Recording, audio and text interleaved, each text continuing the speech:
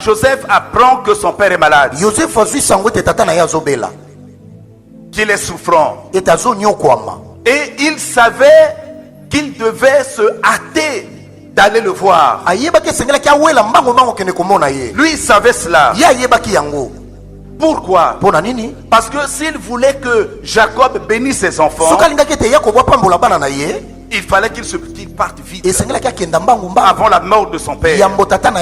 Et qu'est-ce qu'il va faire? Il va prendre avec lui ses deux fils, Manassé et Ephraïm. Alors quand j'ai regardé cela, j'ai dit mais c'est une très bonne réaction. L'empressement. Il est allé vite en apprenant la nouvelle. Mais je me suis posé la question, mais où sont les autres frères? Comment ont-ils réagi? Parce que les Écritures ne nous disent rien là-dessus. Cela veut dire que ça ne devait pas être très bon. Ça c'est moi qui le dis. La Bible ne dit rien. Et nous savons qu'à cette époque-là, Joseph était gouverneur en Égypte. C'est un homme honoré, un homme élevé, c'est un homme puissant, c'est le vice-roi. Et voilà, il apprend que son père est malade. Il se lève. Alors, qu'est-ce que ça veut dire? Quel enseignement pouvons-nous tirer?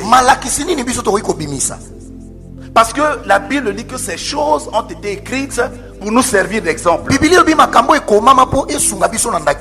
Qu'est-ce qu'il va faire?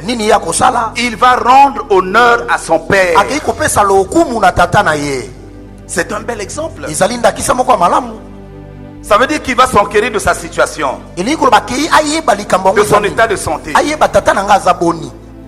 Mais il aurait pu ne pas le faire, malgré ses charges, malgré ses occupations. Il aurait pu envoyer un des sujets aller voir le père avec les médicaments, ou un médecin aller voir son père. Mais par respect pour son père, écoute-moi bien, par respect pour son père, il est allé lui-même. Pourquoi? Parce qu'il reconnaît la place de son père. Je fais une parenthèse ce matin pour dire ceci. C'est un enseignement pour nous tous. Quel que soit ton niveau d'élévation, quel que soit ton niveau de bénédiction, n'oublie jamais ton père. Il est gouverneur. Après Pharaon, c'est lui. Vous voyez le niveau d'autorité. Il va se lever. J'imagine un peu les conditions dans lesquelles son père vivait. Mais il a reconnu qu'il avait un père. Vous savez, le monde nous enseigne. C'est quelquefois l'église qui oublie cela. Quand un fils est même médecin, il est honoré. Même s'il est ingénieur, il peut être général ou officier de l'ordre. Mais quand il veut se marier, où il y a un problème de décès, de dot ou dans la famille, il va toujours faire recours à son père. Même si le père est au village. Ça c'est le monde qui fait comme ça. C'est le monde qui nous enseigne.